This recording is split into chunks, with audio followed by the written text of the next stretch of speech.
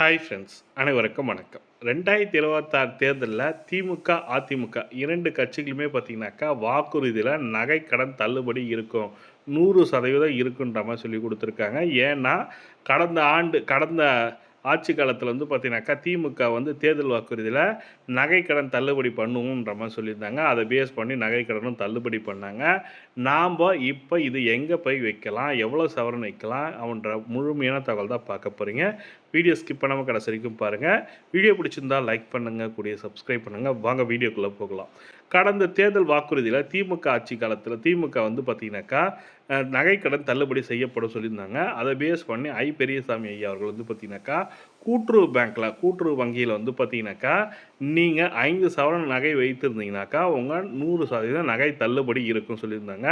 அதை பேஸ் பண்ணி 5 சவரனுக்குள்ளே இருக்கிறவங்க யாராக இருந்தாலும் அவங்களுக்கு நகைக்கடன் தள்ளுபடி செய்யப்பட்டதாகவும் பெரியசாமி ஐயா வந்து தேர்தல் சொல்லியிருக்காரு. இப்போ செய்திக்குறிப்பில் சொல்லியிருக்காங்க. அதே போல் இந்த ஆண்டும் தேர்தல் வாக்குறுதியாக 5 சவரனோ இல்லை 3 சவரனோ 2 சவரனோ எதை பேஸ் பண்ணியிருந்தாலும் குறைஞ்சது 3 லட்சத்துலேருந்து 4 லட்சம் வரைக்கும் தள்ளுபடி பண்ணுவாங்க. நீங்கள் என்ன பண்ணலாம், இப்போ நகைக்கடன் வைக்கணும்னு நினைக்கிறீங்க, ஏதோ ஒரு பேங்க்கில் ஏதோ ஒரு ப்ரைவேட் பேங்க்கில் வைக்கணும்னு நினைக்கிறவங்க கண்டிப்பாக கூட்டுறவு பேங்க்கில் போய் நகைக்கடன் வச்சிங்கனாக்கா அடுத்த தேர்தலில் உங்களுக்கு வாய்ப்பு கிடைக்கிறதுக்கான வாய்ப்பு இருக்குது.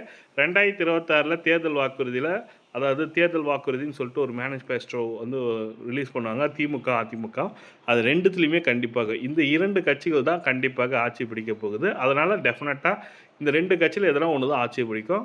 டெஃபினட்டாக 5 சவரனுக்குள்ளே உள்ள நகைகளுக்கு வந்து தள்ளுபடி பண்ணுவாங்க. நீங்கள் மினிமம் ஒரு 4 சவரனோ 3 சவரனோ உங்களுக்கு தேவையான அளவுக்கு நகைக்கடன் வைக்கணும்னு நினைப்பவங்க கண்டிப்பாக கூட்டுறவு பேங்க்கில் வைக்கலாம். இப்போது கரெக்டான டைமு. இந்த டைம் நீங்கள் வச்சிங்கனாக்கா அடுத்த ஆண்டு உங்களுக்கு டெஃபினட்டாக தள்ளுபடிக்கான வாய்ப்பு இருக்குன்ற மாதிரி சொல்லி கொடுத்துருக்காங்க.